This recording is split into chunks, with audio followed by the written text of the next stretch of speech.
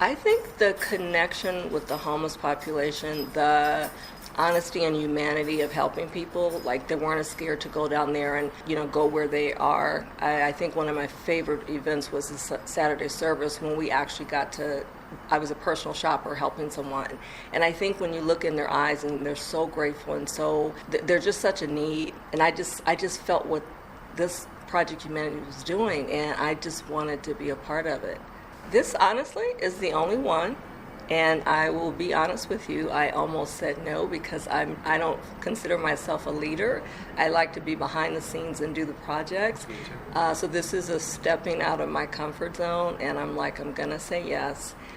Because I like what I'm doing as far as being behind the scenes. So this was definitely a step out of my comfort zone. And I'm glad I did it. Because of the anniversary, we got together and had specific months where we're collecting things. So this is the 10-year anniversary of my meetup group. We're called Soulful Circle of Women.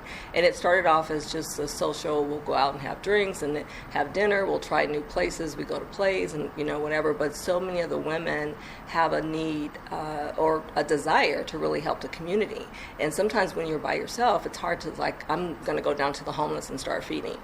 So our group used to go down to Jackson and 12th, and we'd actually cook a bunch of food, and we were serving. This was like 7 or 8 years ago.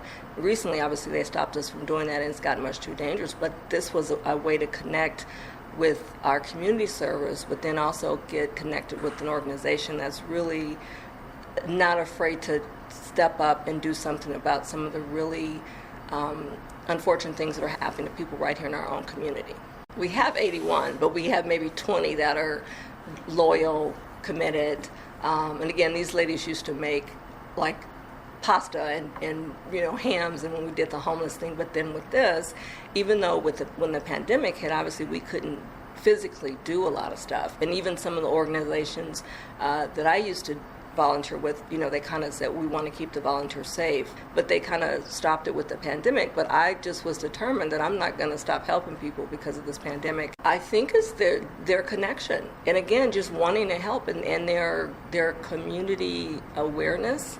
And I think that they're just dealing with topics that are so just, it boils down to us being humans.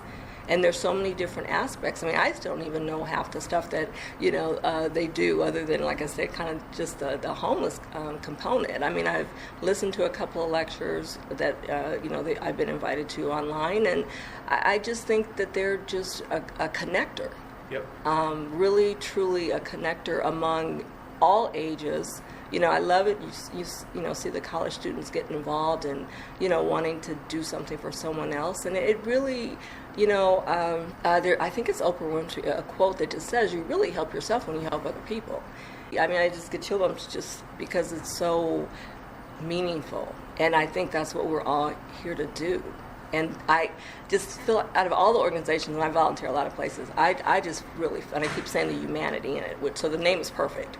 Because I just really feel like, it's like you're just lifting up your brother or your sister, and also not afraid to, again, talk about topics that, some people are afraid to approach. Yep. So I love that aspect of it. And I learn a lot just from watching him do what he does. Again, he may not, think he's a mentor to me anyway, but again, I'm just grateful for the opportunity.